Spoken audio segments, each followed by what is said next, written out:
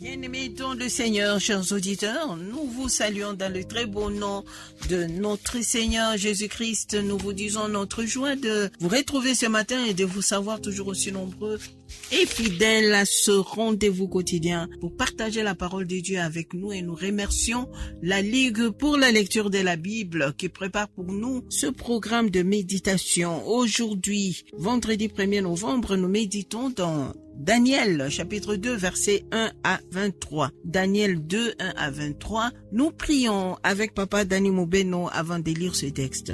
Seigneur, merci parce que tu es le Dieu de l'univers, le Dieu qui a été avec Daniel et compagnie à Babylone. C'est le même Dieu qui est avec nous aujourd'hui en Jésus-Christ. Seigneur, puisse ta parole nous éclairer. Ta parole, Seigneur, nous apporter la vie, mais aussi la sagesse, la différence, pour qu'on sente la différence entre ceux qui s'appuient sur ta parole et ceux, qui ne comptent que sur eux-mêmes. Viens, Seigneur, nous éclairer au nom merveilleux de Jésus-Christ, notre Seigneur et Sauveur. Amen. Amen. Daniel 2, 1 à 23. C'est le texte de notre méditation de ce vendredi 1er novembre. Nous aurons à répondre aux questions 1, 3 et 7. De quoi s'agit-il? Y a-t-il un exemple à suivre ou à ne pas suivre? Et quelle vérité Dieu nous révèle dans ce passage? Daniel 2, 1 à 23. La deuxième année du règne de Nebuchadnezzar, Nebuchadnezzar eut des songes.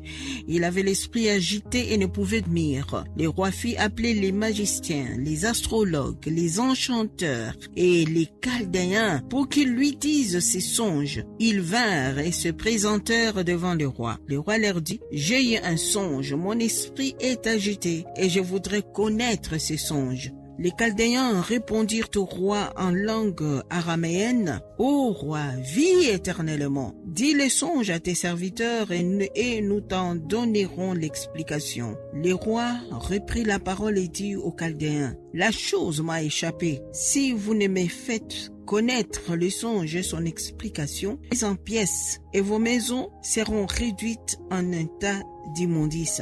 Mais si vous me dites le songe et son explication, vous recevrez de moi des dons et des présents et des grands honneurs. C'est pourquoi, dites-moi le songe et son explication. » Ils répondirent pour la seconde fois, « Que le roi dise le songe à ses serviteurs, et nous en donnerons l'explication. » Le roi reprit la parole et dit, « Je m'aperçois en vérité que vous vouliez gagner du temps, parce que vous voyez que la chose m'a échappé. Si donc vous ne me faites pas connaître les songes, la même sentence vous enveloppera tous.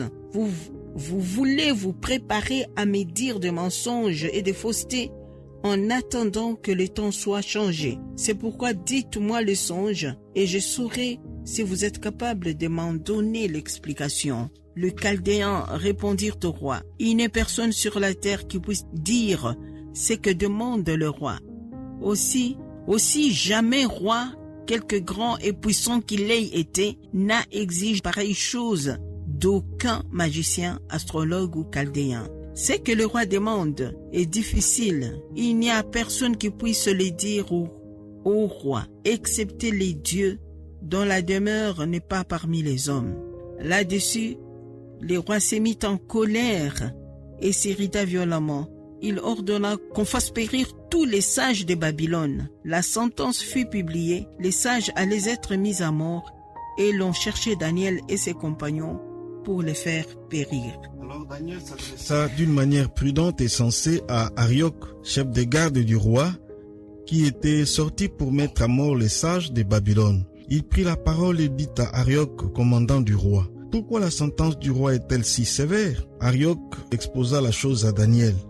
Et Daniel se rendit vers le roi et le pria de lui accorder du temps pour donner au roi l'explication. Ensuite, Daniel alla dans sa maison et il instruisit de cette affaire Anania, Michaël et Azaria ses compagnons, les engageant à implorer la miséricorde du Dieu des cieux afin qu'on ne fît pas périr Daniel et ses compagnons avec les restes des sages de Babylone. Alors le secret fut révélé à Daniel dans une vision pendant la nuit, et Daniel bénit le Dieu des cieux. Daniel prit la parole et dit, « Béni soit le nom de Dieu d'éternité en éternité. À lui appartiennent la sagesse et la force. C'est lui qui change les temps et les circonstances, qui renverse et qui établit les rois, qui donne la sagesse aux sages et la science à ceux qui ont de l'intelligence. Il révèle ce qui est profond et caché. Il connaît ce qui est dans les ténèbres, et la lumière demeure avec lui. Dieu de mes pères, je te glorifie et je te loue de ce que tu m'as donné la sagesse et la force, et de ce que tu m'as fait connaître ce que nous t'avons demandé, de ce que tu nous as révélé le secret du roi. Voilà, bien-aimés, nous venons donc de lire le texte de notre méditation de ce vendredi 1er novembre, Daniel chapitre 2, versets 1 à 23. Nous répondons aux questions 1, 3 et 7. De quoi s'agit-il? Y a-t-il un exemple à suivre ou à ne pas suivre? Et quelle vérité Dieu nous révèle dans ce passage? Rapidement, de quoi il s'agit? Il s'agit du songe du roi. Le roi de Babylone a fait un songe. Il l'a oublié, mais tout ce qu'il sait, c'est qu'il a fait un songe tel que son esprit est resté agité jusqu'à son réveil, mais il ne s'en souvenait pas. Alors, il cherche quelqu'un qui peut lui révéler et le songe et l'explication. En résumé, il s'agit de cela. Et la question 3, y a-t-il un exemple à suivre ou à ne pas suivre dans ces textes? L'exemple à suivre au verset 14. D'abord, on sait que le roi s'est irrité parce qu'aucun sage du royaume n'a pu trouver l'explication à son songe. Mais au verset 14, Daniel intervient.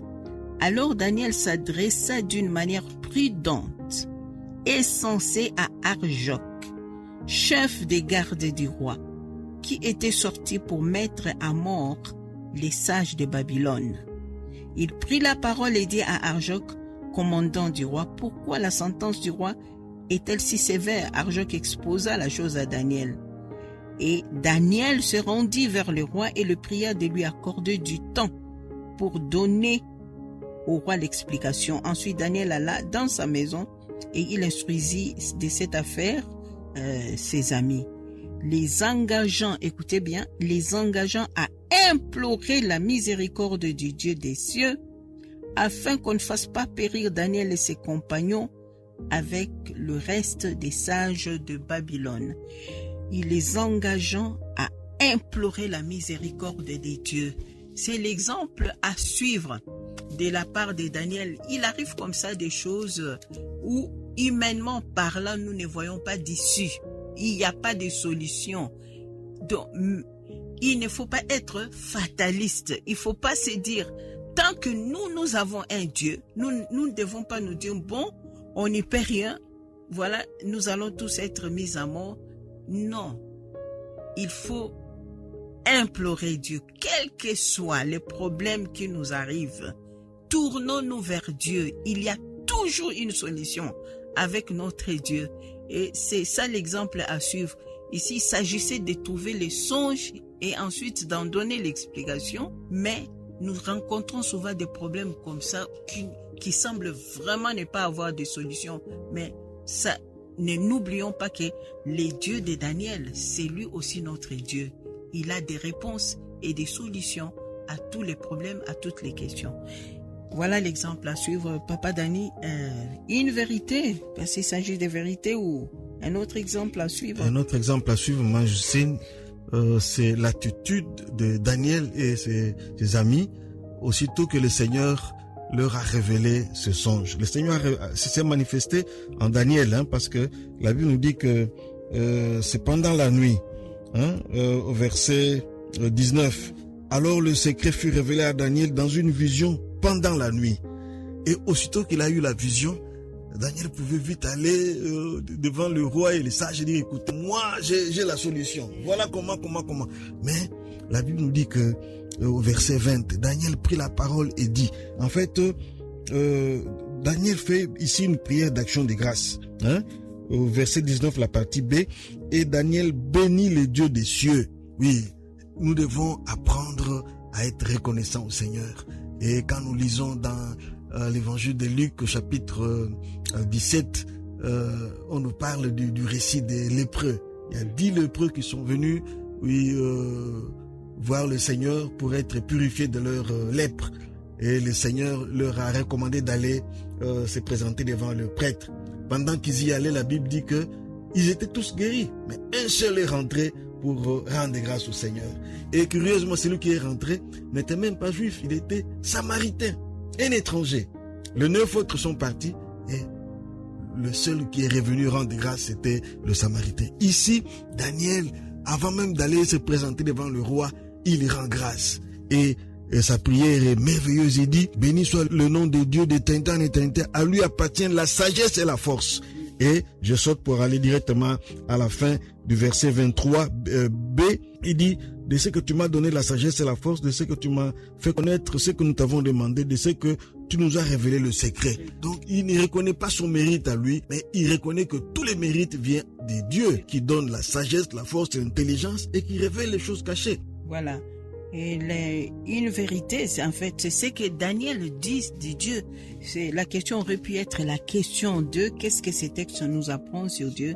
C'est ce que nous trouvons que la louange de l'action des grâces de Daniel nous dit qui est Dieu. Et je vous invite à relire cette action des grâces. Et maintenant, nous allons prier. Le texte, c'était donc Daniel chapitre 2, verset 1 à 23. Et nous prions, Seigneur, pour te rendre grâce avec le prophète Daniel, que ton nom soit béni d'éternité en éternité, parce qu'à toi appartiennent la sagesse et la force, et tu donnes cette sagesse et cette force à ceux qui te les demandent. Tu es le Dieu qui révèle les choses cachées. Tu es le Dieu qui nous parle, qui nous communique. C'est que le monde ne peut connaître, nous pouvons les savoir de toi. Seigneur, merci. Au nom de Jésus. Amen.